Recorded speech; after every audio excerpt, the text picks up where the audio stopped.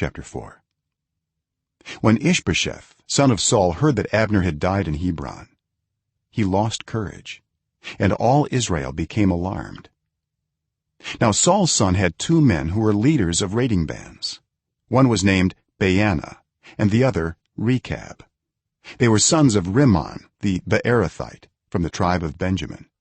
Beeroth is considered part of Benjamin, because the people of Beeroth fled to Gittaim and have resided there as foreigners to this day. Jonathan son of Saul had a son who was lame in both feet.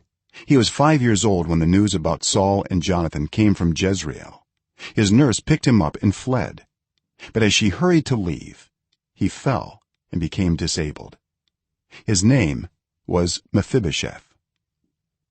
Now Rekab and Baanah, the sons of Rimmon the Beerothite, set out for the house of Ish-Bosheth, and they arrived there in the heat of the day while he was taking his noonday rest. They went into the inner part of the house as if to get some wheat, and they stabbed him in the stomach. Then Rekab and his brother Baanah slipped away. They had gone into the house while he was lying on the bed in his bedroom. After they stabbed and killed him, they cut off his head. Taking it with them, they traveled all night by way of the Arabah. They brought the head of Ish-Bosheth to David at Hebron and said to the king, "Here is the head of Ish-Bosheth son of Saul, your enemy, who tried to kill you.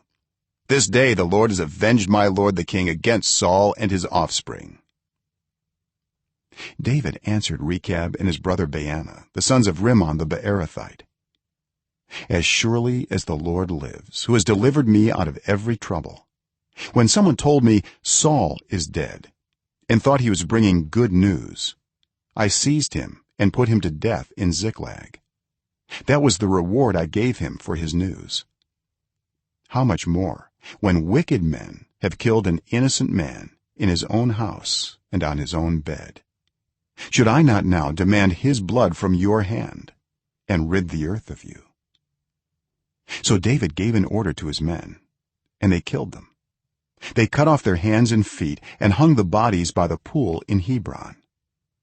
But they took the head of Ish-Bosheth and buried it in Abner's tomb at Hebron.